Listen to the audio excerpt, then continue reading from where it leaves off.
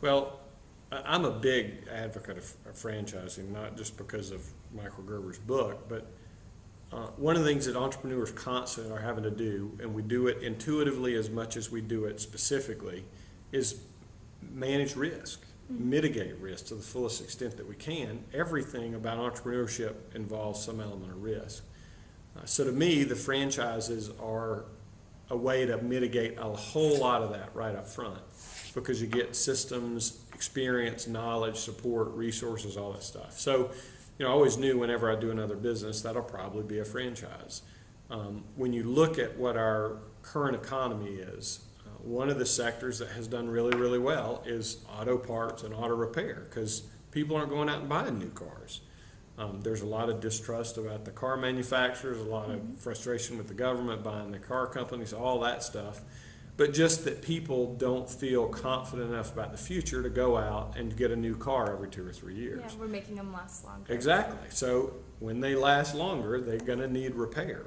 Asheville in the mountains is traditionally kind of hard on cars anyway. It's not like we're South Florida where it's flat all the time. So cars get more wear and tear in this area.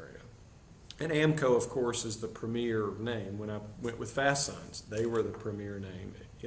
There are cost differences to start up different levels of franchises, but I believe you get what you pay for. And we wanted that, iconic brand image to help us do that. So I think the timing is really well. I think the worst of the recession is behind us. I think it's not going to get great really soon. So I think our ability to grow into this repair niche, I challenge you to look around and tell me one automotive place that's gone out of business. But we've known restaurants that have been dropping like flies and a lot of other things. Well, that was part of my analysis when I went out and looked at, okay, what's a recession resilient industry or a new economy, whatever that ends up being, that might be something that'll be sustainable. And I think AAMCO certainly represented that opportunity for us. Well, I've noticed in speaking with you that in your own personality you have the drive that got you through school in 3 years, and then also very observant. To watch and see what's going on, to even come to the conclusion that maybe the AAMCO would be a good idea. What other skills do you think, or what I don't know, nature, part of your nature has helped you along so far? Well, I speak on this to entrepreneurs with a fair amount of frequency. I think one of the key things about being an entrepreneur is being able to lead yourself. And by that I mean, there's so much leadership training out there, and so many people talking about leadership, but they're always talking about leading other people. And as an entrepreneur, you do have to lead other people, but the only one that you really need to lead is yourself.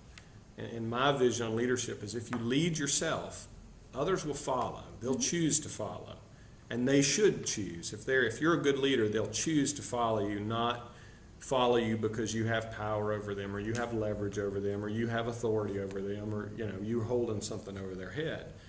And so I think being able to lead yourself, and that requires a very robust self-awareness, an ability to hold yourself accountable, an ability to be very candid with yourself about what your strengths and weaknesses are, and then you got to use people in your organization to buttress where those are, because a lot of people can be awful prideful and go, oh, well, I don't want anybody to know I'm not good at this, so I'm just going to, well, that's not going to serve you if you're trying to grow a business. So being able to lead yourself, hold yourself accountable, know who you are, follow through, do the things that you need to do, and contribute to your own personal growth.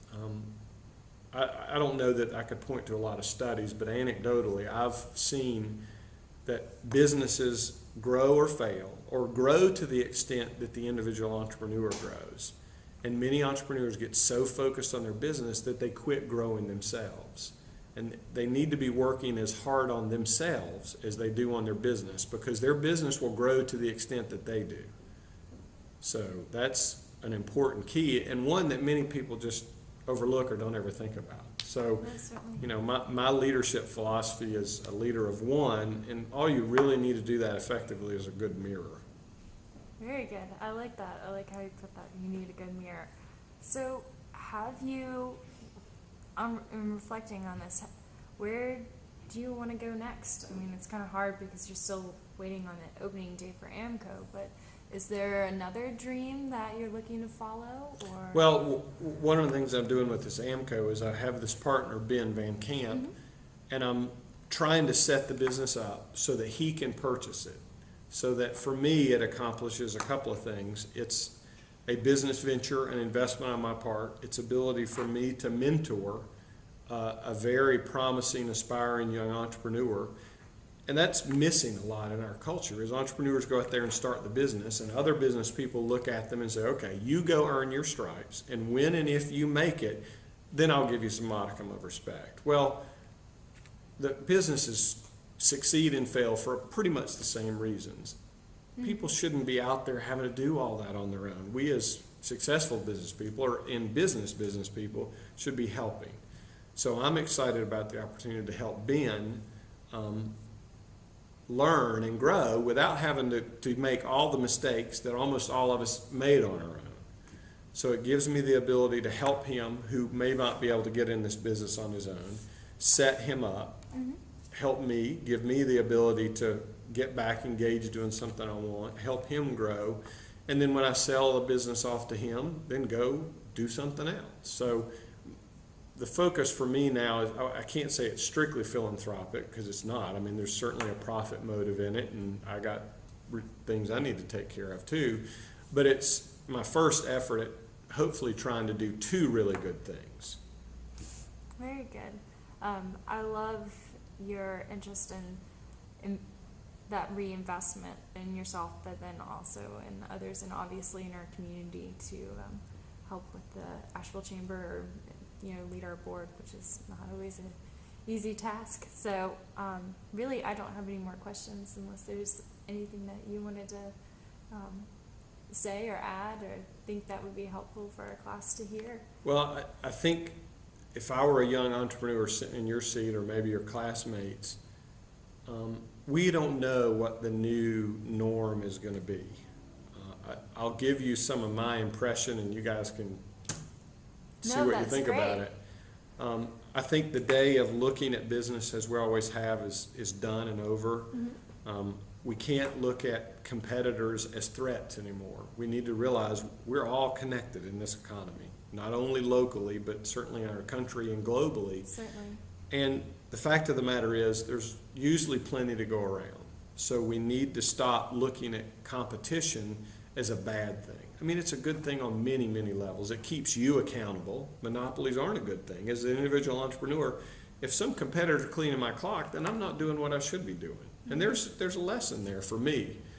So we need to look at competition differently. That's not to say we go out and collaborate with everybody, but I think we need to look at that differently. I mentioned supporting entrepreneurs. We need to existing businesses as part of their community effort philanthropically. Like locally, people give a lot of money to Man a Food Bank. Great cause, great purpose.